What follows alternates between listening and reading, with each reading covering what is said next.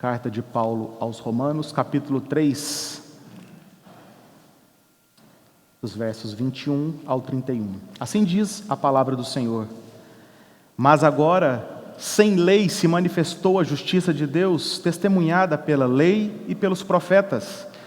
Justiça de Deus mediante a fé em Jesus Cristo, para todos e sobre todos os que creem, porque não há distinção, pois todos pecaram e carecem da glória de Deus, sendo justificados gratuitamente por sua graça, mediante a redenção que há em Cristo Jesus, a quem Deus propôs no seu sangue, como propiciação, mediante a fé, para manifestar a sua justiça, por ter Deus, na sua tolerância, deixado impunes os pecados anteriormente cometidos, tendo em vista a manifestação da sua justiça no tempo presente, para Ele mesmo ser justo e o justificador daquele que tem fé em Jesus.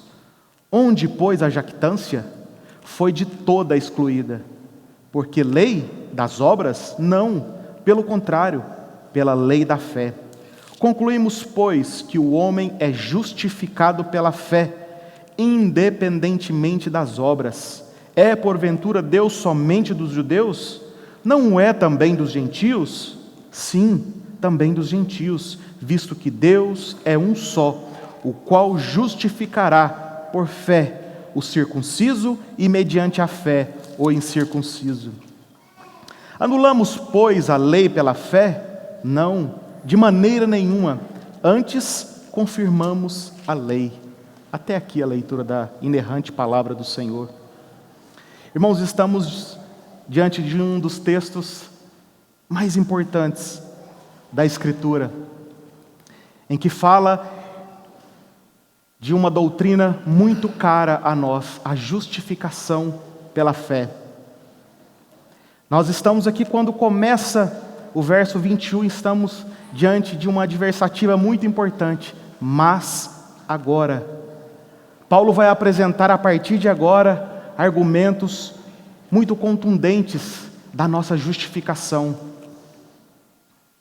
Depois de ter provado a tese de que todos os seres humanos, nos versos anteriores, de todas as raças, judeus e gentios, são pecadores, estão debaixo da condenação do Deus vivo e poderoso.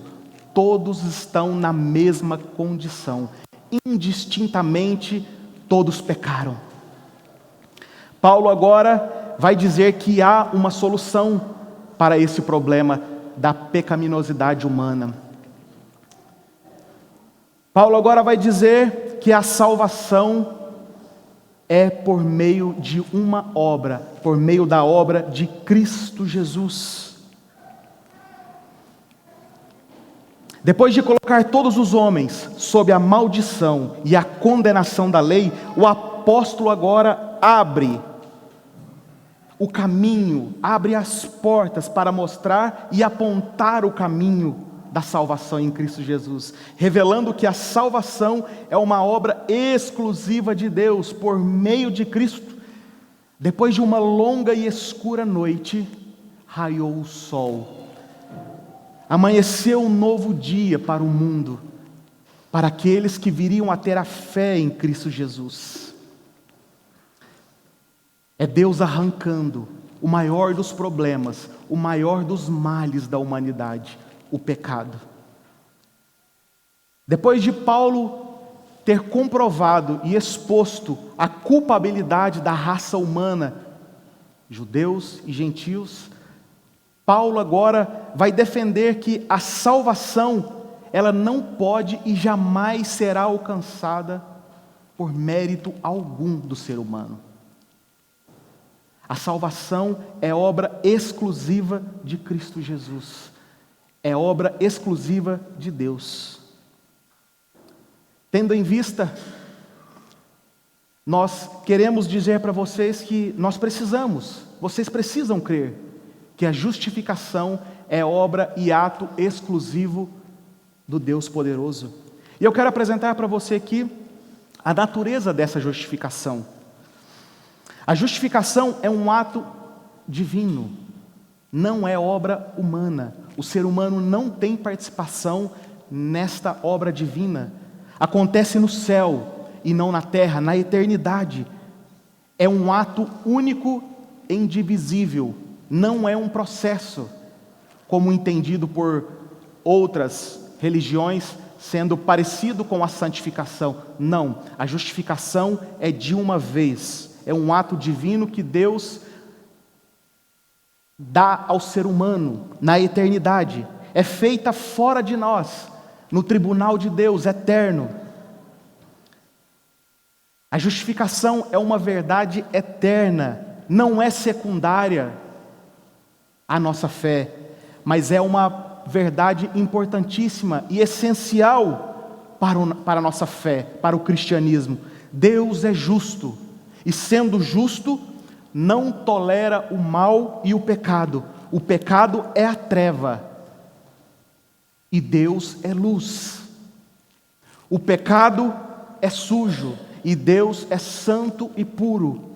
Não há como esse Deus justo, santo e poderoso e puríssimo se contentar e aceitar a pecaminosidade humana. Era necessário e foi necessário que Deus estabelecesse esta ordem. E essa ordem é estabelecida por meio de um ato divino do seu Filho amado Jesus Cristo, por obediência deste homem perfeito. O primeiro homem pecou. O primeiro homem quebrou a lei e a aliança. Mas por meio de um segundo homem, o homem perfeito, o Adão, o segundo Adão, ele restabeleceu o contato com o ser humano.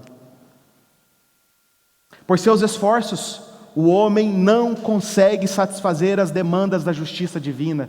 No tribunal eterno, o homem não pode jamais advogar em causa própria. Ele não conseguiria este benefício. Era necessário que essa justificação fosse um ato divino. A justificação é um ato declaratório, é um ato legal.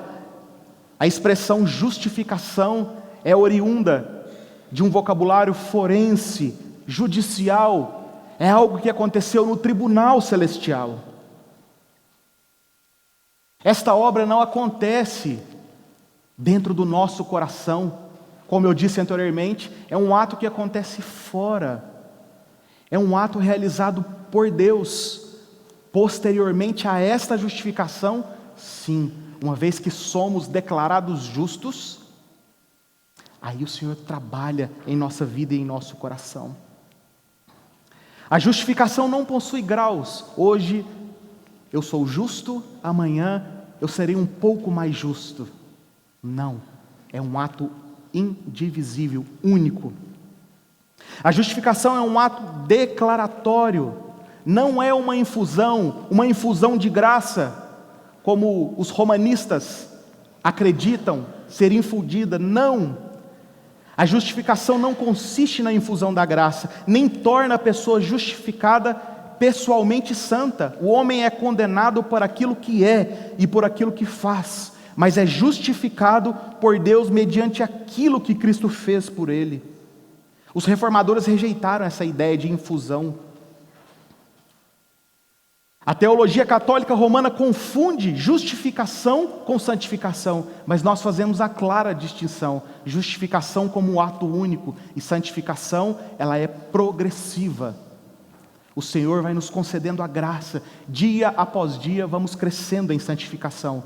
Agora, uma vez declarados justos, nós somos justos, e isso não se perde. Nada pode nos separar do amor de Deus, nada pode nos tirar este benefício. A justificação, ela não é simplesmente um mero perdão, mas é a remoção de toda a culpa. É aquilo que o ser humano necessitava, que a culpa fosse removida, e a justificação faz isso. A justificação não é apenas o cancelamento da dívida, ela vai muito além disso.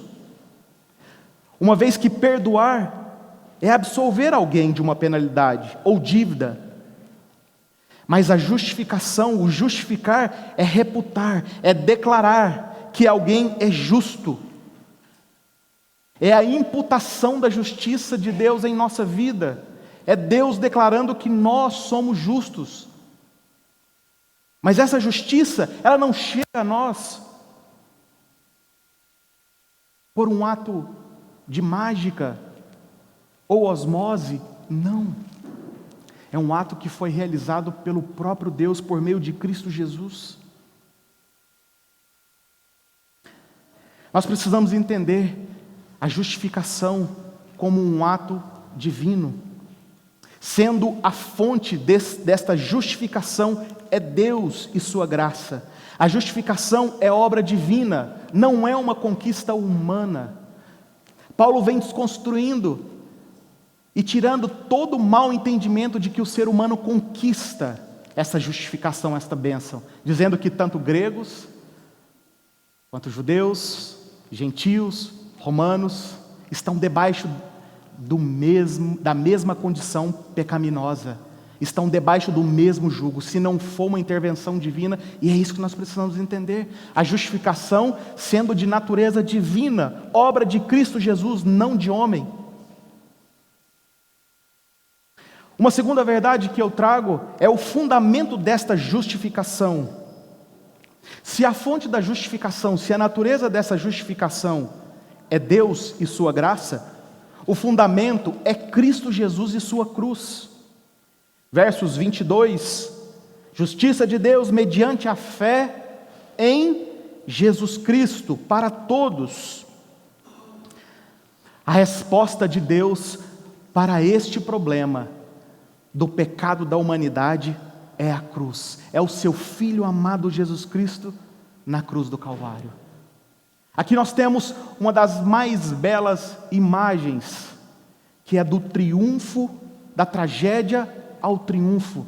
O ser humano na tragédia dos seus pecados, morto em seu pecado e em seu delito. Mas nós temos do outro lado o triunfo do homem perfeito, de Cristo Jesus, redimindo, tornando esse homem justo. As pessoas não podem ajudar a si mesmas. Não. O ser humano nada pode fazer por si mesmo. Mas são declaradas justas, corretas, por intermédio de Cristo Jesus da cruz. É uma declaração com base na obra salvadora de Cristo Jesus. Os crentes estão certos agora com Deus. Isso é uma verdade importantíssima e maravilhosa. É por isso que nós estamos aqui nesta manhã celebrando a este Deus, cantando louvores ao Deus poderoso. É por isso que os nossos cultos são cristocêntricos, voltados somente para Ele. Não há espaço, não há lugar para o homem, para a vaidade, para o seu ego. Nada do que fazemos aqui pode ser para nós, ou por nós, ou para nós. Tudo é para Ele, é glória dEle. Pois somente Ele poderia resolver este problema do ser humano. Nós nada poderíamos fazer, nada. Somente Ele. Da tragédia ao triunfo, Cristo Jesus nos leva a esta gloriosa esperança e verdade. Mas seria injusto Deus, sendo justo, justificar o injusto? Não pareceria algo contraditório? Isso não seria contra a sua natureza? Sem a cruz, poderíamos levantar esta hipótese. Mas a única razão pela qual Deus justifica o ímpio é que Cristo morreu pelos ímpios, pelos pecadores. Ele derramou o seu sangue numa morte sacrificial por nós. Ele toma o nosso lugar. Lá na eternidade, conforme Apocalipse relata, o Cordeiro foi morto na eternidade. Foi uma obra desde a eternidade, para que nós pudéssemos ser reconciliados com Deus. Aqui eu quero destacar algumas metáforas que o apóstolo utiliza e facilita muito o nosso entendimento. A linguagem do tribunal. A justificação é uma linguagem forense, em virtude da expiação feita por Cristo na cruz em nosso lugar, e em nosso favor somos declarados justos diante do tribunal de Deus. Não pesa mais condenação sobre nós. O escrito da dívida foi rasgado, foi cancelado. Somos declarados justos perante Deus por meio de Cristo Jesus. A justificação é um veredito dado de uma vez por todas. É final.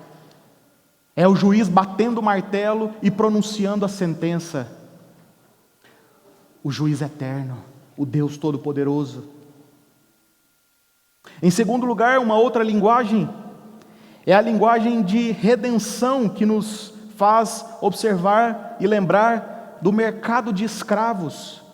Quando o seu senhor chegava e resgatava aquele escravo, comprava e pagava o preço pelo escravo, ele era considerado redimido. E é isso que Cristo fez conosco. Éramos escravos do pecado. Vivíamos sob a condenação da lei do pecado. Agora fomos declarados justos. Temos um Senhor que nos comprou e com um alto preço. Quando nós olhamos para a libertação de Israel, vemos também clara essa figura de quando Deus levanta Moisés e usa Moisés como libertador, apontando para o grande e sumo libertador Jesus Cristo.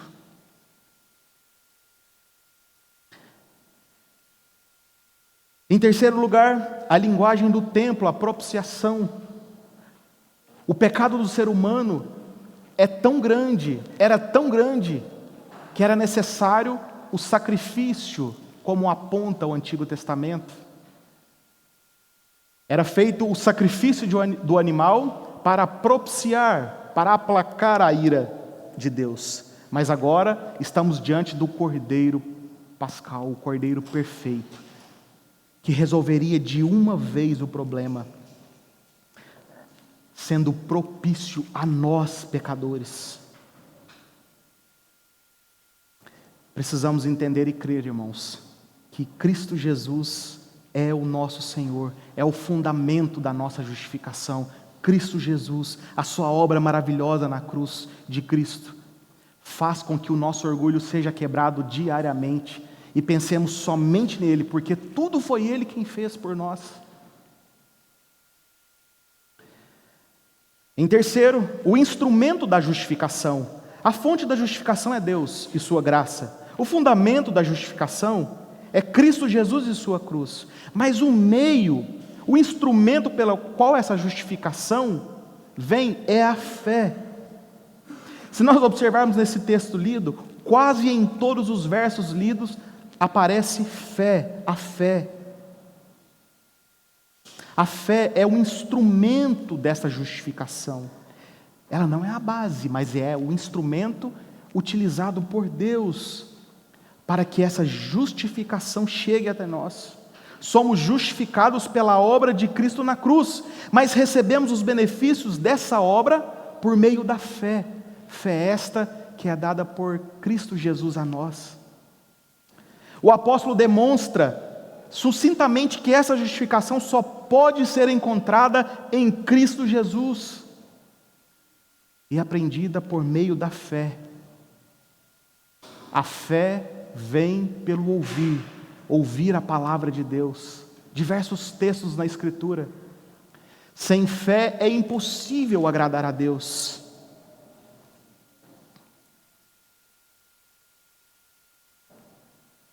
Precisamos entender que a fé que nos foi dada é um instrumento de apropriação desta justificação concedida pelo próprio Pai.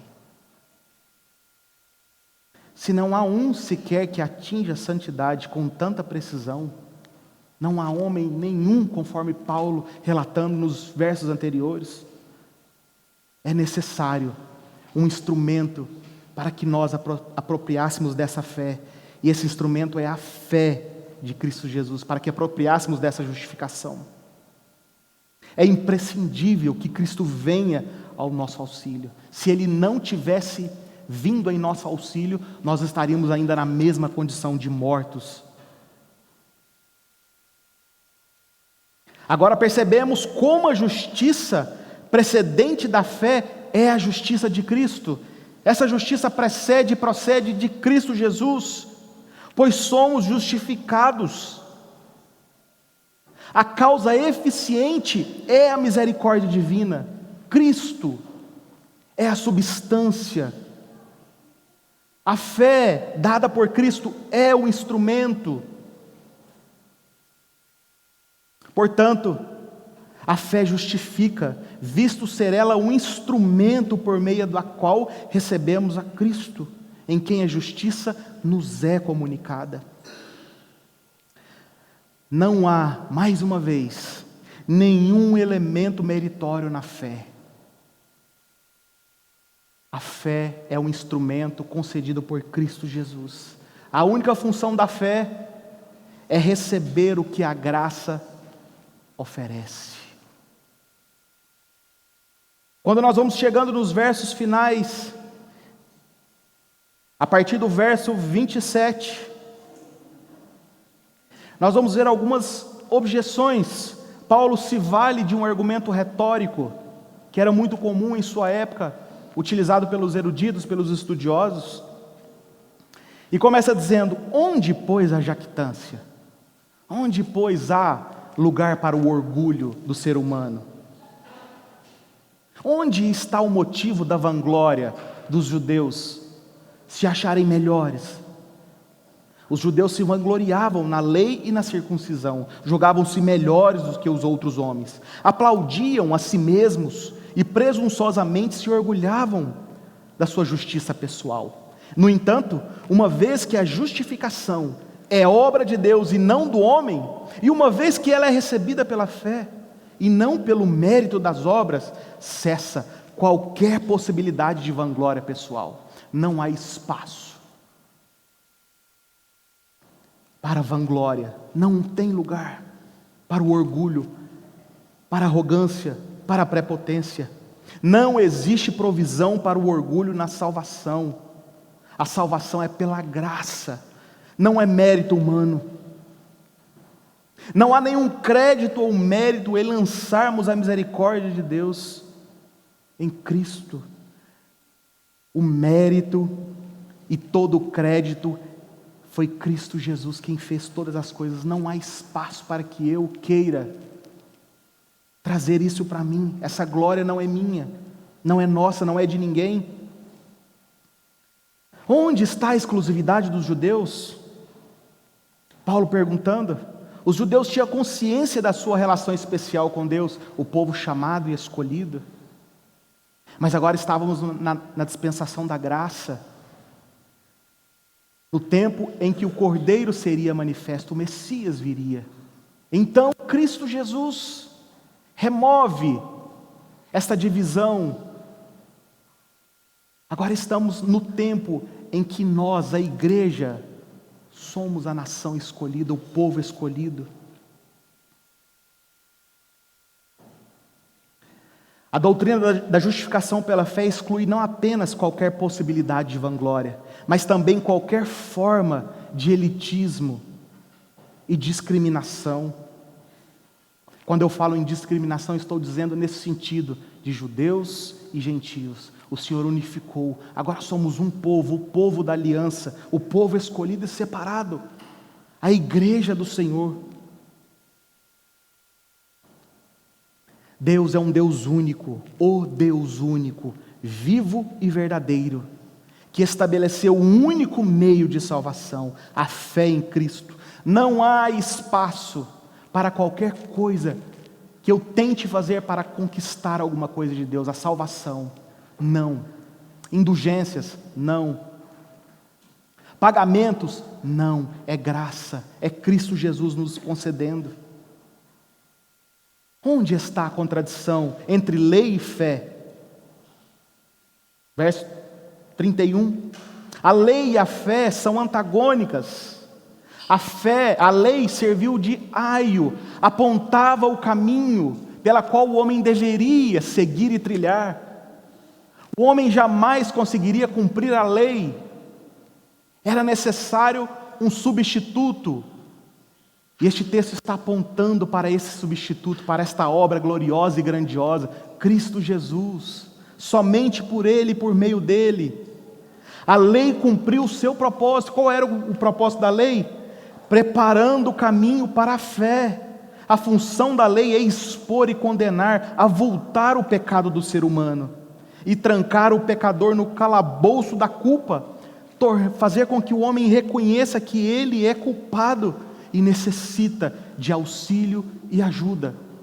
Por isso, mais uma vez, reiteramos, não há espaço para o orgulho. O ser humano jamais conseguiria sair do buraco escuro e negro do pecado que ele se encontrava. Era necessário uma mão que o retirasse. E é isso que Cristo Jesus faz. Jesus o liberta este homem por meio da fé que Ele mesmo concede. A fé justifica aqueles a quem a lei condena. Pela fé, segundo Coríntios 5:21, pela fé nós alcançamos uma justiça perfeita, a justiça de Cristo a nós imputada. Eu quero te dizer, irmãos, que nós precisamos entender e crer nessa justificação, nessa verdade gloriosa ao qual Cristo nos concedeu, entendendo que a natureza dessa justificação é um ato divino, foi por um ato exclusivamente de Deus. O fundamento desta obra é Cristo e sua cruz. O instrumento dessa justificação é a fé.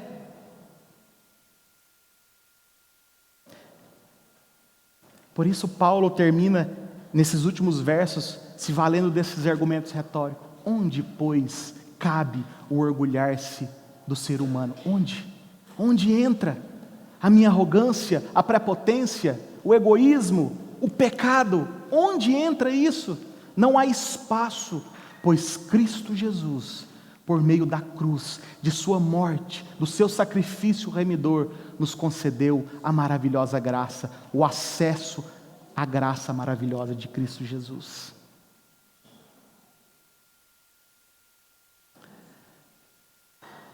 Para concluir, John Stott faz uma coisa extraordinária que eu gostei muito. Em primeiro lugar, a justificação pela fé humilha o ser humano, humilha os pecadores, exclui toda vanglória. Em segundo lugar, ela une os crentes e exclui a discriminação, o elitismo, exclui do meio de nós. Somos todos pecadores e carecemos de Cristo Jesus. E em último, ela confirma a lei e exclui o antinomismo, a ideia de que a lei não é válida, não foi válida. É sim, a lei cumpriu o seu papel e é importante para avultar o nosso pecado. Nada de vanglória, nada de discriminação, nada de arrogância, nada, pois Cristo Jesus é tudo em nós. Ele é o nosso Deus, o nosso Senhor. Se tiver que vangloriar e gloriar-se em alguma coisa, glorie-se em Cristo, na cruz de Cristo. Deus abençoe os irmãos.